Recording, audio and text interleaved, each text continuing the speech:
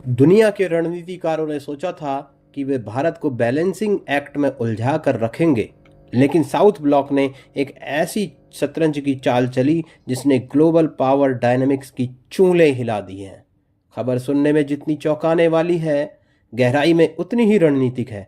3,000 रूसी सैनिक, लड़ाकू विमानों का जत्था और रूसी युद्धपोत अब भारतीय ठिकानों पर स्थायी रूप से तैनात होने जा रहे हैं। दोस्तों, आज मोर्चा पर हम इस खबर को डिकोड करेंगे। ये कोई सामान्य युद्धाभ्यास नहीं है, बल्कि ये उस ऐतिहासिक रेलोस रेसिप्रोकल लॉजिस्टिक सपोर्ट एग्रीमेंट का धरातल पर उतरना है, जिसने अमेरिका के काटसा और चीन की स्ट्रिंग ऑफ पॉइंट्स को एक साथ बेकार कर दिया है।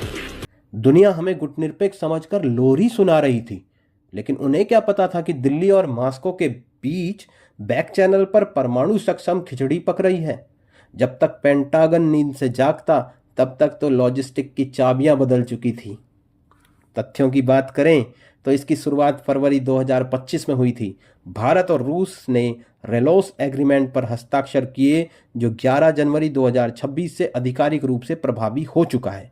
तकनीकी भाषा में कहें तो ये एक लॉजिस्टिक एक्सचेंज है, लेकिन रणनीतिक रूप से ये एक मिलिट्री एक्सेस संधि है।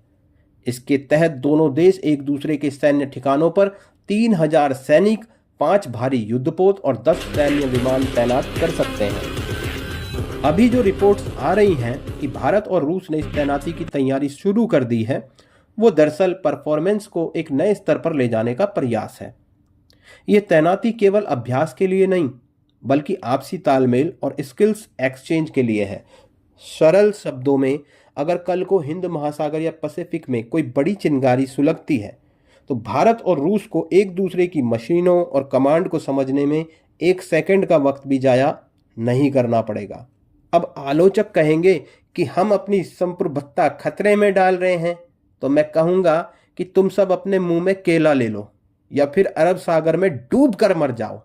हकीकत यह है कि जब घर के पीछे एक भूखा तिब्बतियन मस्टिफ घूम रहा हो ना, तो पड़ोस के पुराने और भरोसेमंद दोस्त के साथ पहरेदारी करना लाचारी नहीं, समझदारी। यहाँ एक बात समझना जरूरी है। कुछ लोग पूछ रहे हैं कि भाई हर साल तो युद्धाभ्यास होता ही है, फिर ये परमानेंट तैनाती का क्या चक्कर है। ये बिल्कुल वैसा ही है जैसे हमारे यहाँ गाँव में कहा जाता है, जब खूंटा ही बदल दिया तो अब भैंस किसी के भी खेत में चरे, मालिक को फिक्र नहीं होती। अब तक हम क्या करते थे? रूस से सैनिक बुलाते थे, उनके खाने पीने और रहने पर करोड़ों का इंतजाम करते थे, अभ्यास खत्म होते उन्हें वापस भेजते थे और फिर अगले साल फिर वही तामझाम शुरू करते थे।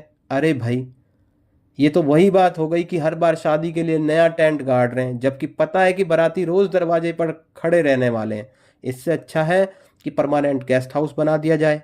इससे पैसा भी बचेगा और तैयारी ऐसी होगी कि दुश्मन को सीटी की आवाज़ सुनते ही पता चल जाएगा अंदर कौन बैठा है। चीन को सबसे बड़ा दर्द उसकी भौगोलिक कमजोरी से होने वाला है। चीन की 90% से ज़्यादा आबादी और आर्थिक केंद्र उसके पूर्वी तटों पर हैं। भारत से वहां तक की दूरी हजारों किलोमीटर है। कल को अगर युद्ध जैसी स्थिति बनी, तो हमारे युद्धपोतों को फ्यूल और मेंटेनेंस के लिए सेफ हेवन चाहिए होगा। यहीं पर रूस गेम चेंजर बनता है।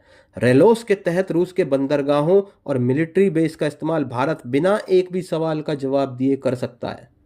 ये चीन के लिए चेकमेट है, क्योंकि अब भारत के हाथ में चीन की गोटियां भी हैं और रूस की मदद से गर्दन भी आ जाएगी। बीजिंग में बैठे रणनीतिकार अब तक नक्शे पर सिर्फ चिकन नेक ढूंढ रहे थे। उन्हें क्या पता था कि भारत ने रूस के सहयोग से ड्रैगन के साथ थ्रीसम करने की तैयारी कर ली है।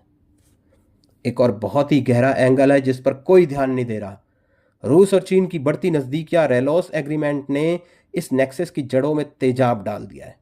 जब रूसी बंदरगाहों पर भारतीय युद्धपोत खड़े होंगे तो चीन का भड़कना तय है, और जैसे ही चीन भड़केगा, रूस और चीन के रिश्तों में वो दरार आएगी जिसे भारत पिछले एक दशक से पैदा करने की कोशिश कर रहा था। आने वाले हफ्तों में जब ये तैनाती जमीन पर दिखेगी, तो पेंटागन की साप्ताहिक ब्रीफिंग में प्रवक्ता के पसीने छूटेंगे। भारत ने बहुत चालाकी से अमेरिका को यह संदेश दे दिया है कि अगर तुम पाकिस्तान या हिंद महासागर में हमारी उपेक्षा करोगे, तो हमारे पास जनरल विंटर का हाथ थामने का विकल्प हमेशा खुला है। वॉशिंगटन और बीजिंग इस वक्त कैलकुलेटर लेकर बैठे हैं कि भारत ने ये क्या कर दिया, लेकिन उन्हें याद रखना चाहिए कि मोर्चा तब नहीं खोला जाता जब ढोल बज रहे हों। मोर्चा तब खोला जाता है जब दुश्मन को लगे आप सो रहे हैं। अंततः 3,000 सैनिकों की ये तैनाती केवल एक संख्या नहीं है, बल्कि एक नए भारत की अखंड विदेश नीति का प्रमाण है।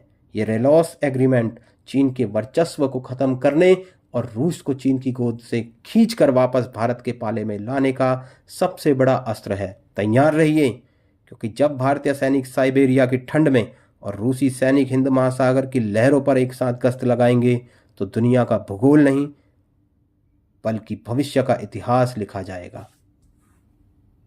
पर्दे के पीछे की तैयारी पूरी हो चुकी है, बजट पास हो चुके हैं और अब बस एक्शन का इंतजार है। जो लोग इसे सिर्फ एक खबर समझ रहे हैं, उन्हें बता दूं कि ये तूफान से पहले की शांति है जो बड़े बड़ों के घमंड को शार्प शूट करने वाली है। मोर्चा खुल चुका है दोस्तों, और इस फ्रंट लाइन मोर्चे में मेरे सहयोगी, मेरे साथी बनकर आप भी जुड़िए। आप इस बारे में क्या सोचते हैं कमेंट करके ज़रूर बताइए। ज़्यादा से ज़्यादा लाइक, सब्सक्राइब कीजिए, शेयर कीजिए। धन्यवाद।